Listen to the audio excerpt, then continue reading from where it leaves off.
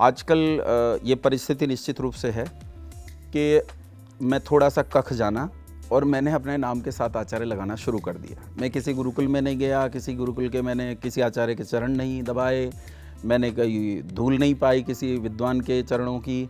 और मैं केवल इसलिए कि मैं मंच पे बैठूंगा, लोग मुझे उस दृष्टि से देखें कि भाई ये बहुत बड़े विद्वान हैं, चाहे मेरी योग्यता कुछ भी हो, ऐसा आचार्य लगाने का एक प्रचलन चल पड़ा है।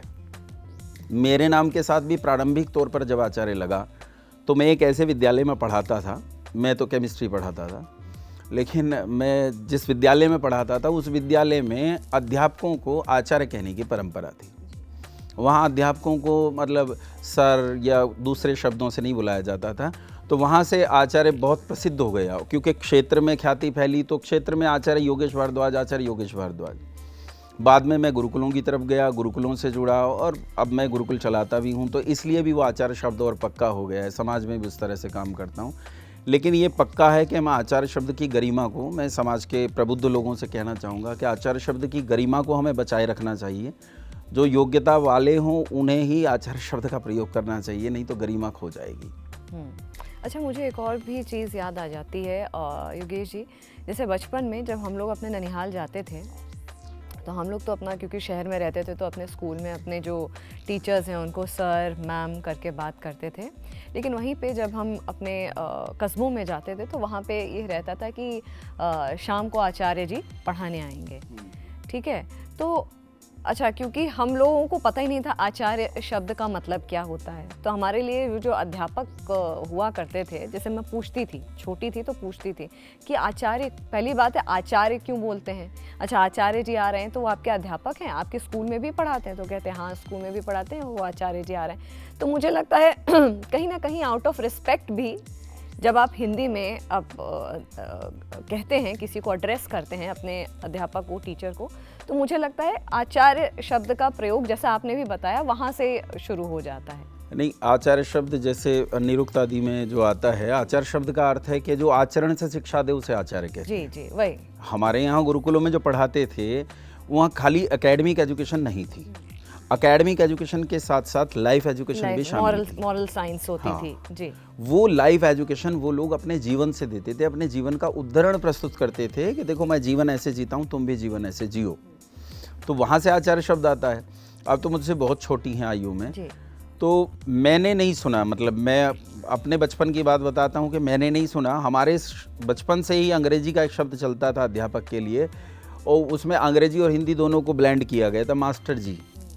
ग्रामीण क्षेत्र की बात कर रहा हूँ, ग्रामीण क्षेत्र में कस्बों में मास्टर से आप मास्टर साहब या मास्टर जी कहते थे। अब मेरे पिता भी अध्यापक रहे, तो इसलिए भी मैं अच्छे से जानता हूँ कि मास्टर जी या मास्टर साहब कहते रहे।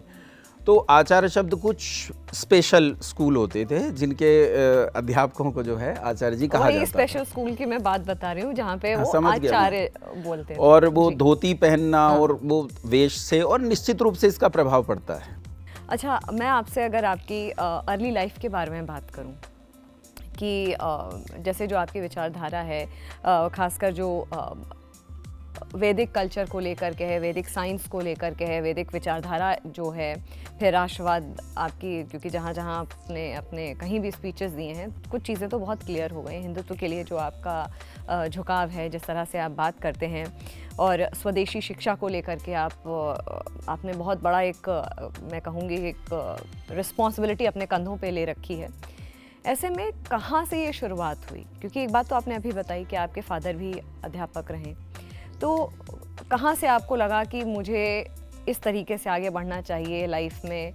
क्यों नहीं आपने ये सोचा कि मैं विदेश चला जाता हूँ, वहाँ पे कुछ अपना पढ़ाई करके, डिग्री ले करके, अपना पीएचडी करके वहाँ पे सेटल होने? क्यों आपने ये सब चीज़ें सेलेक्ट करी, और कैसी थी आपकी अर्ली लाइफ? अच्छा, पहले मैं नॉर्मल स्कूलिंग से पढ़ा हूँ, मतलब नवोदय स्कूल सुने होंगे आपने, तो प्रारंभ में नवोदय स्कूल में भी गया, फिर वहाँ से लौट आया था।